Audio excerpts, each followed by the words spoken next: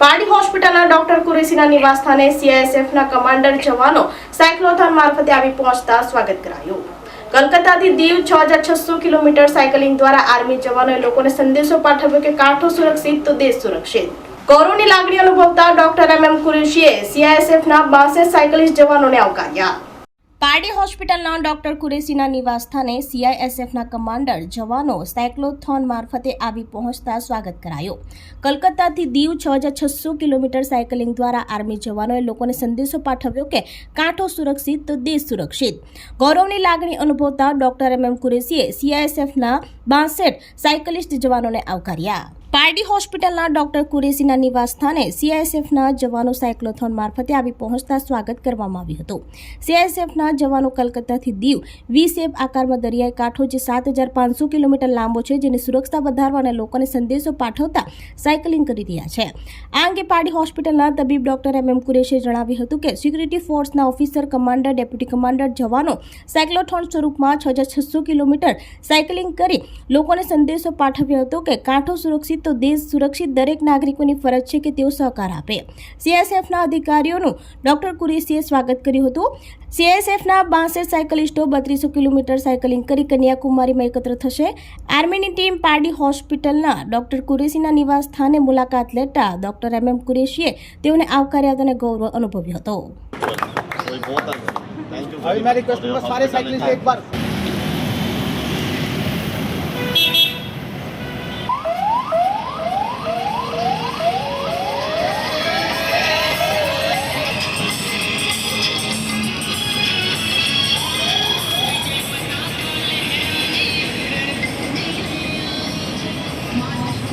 हम लोग primarily protection and security देते हैं भारत सरकार के अधीन जितने भी इंडस्ट्रीज़ है उसको, जैसे कि स्टील प्लांट, एयरपोर्ट, सी पोर्ट, बंदरगाह या फिर एटॉमिक एनर्जी यूनिट और स्पेस रिसर्च यूनिट या कोई भी जो भारत सरकार के अधीन हो।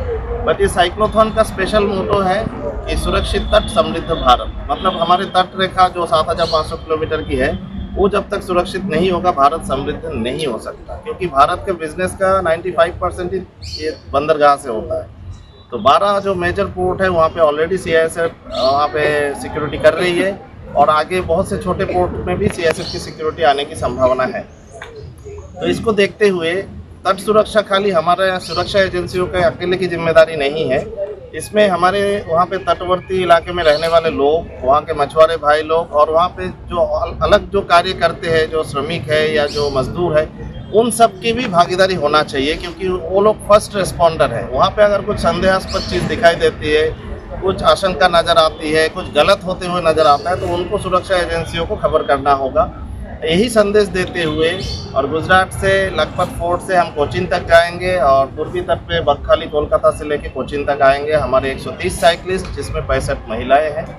और मैं उम्मीद करता हूं कि हम हमारे मिशन में सफल होंगे और गुजरात की इस पावन धरती पे हमें जो प्यार, सम्मान और अपनापन मिला उसके लिए हम तहे दिल से आभारी है। Thank you. पारडी हॉस्पिटल खाते आज सीआईएसएफना जवानों અને એમના સ્ટાફ, કમાન્ડન્ટ, અસિસ્ટન્ટ કમાન્ડન્ટ અને ઓફિસર્સ લોકોએ સાયકલિસ્ટના સ્વરૂપમાં આજે પારડી હોસ્પિટલની વિઝિટ કરી હતી।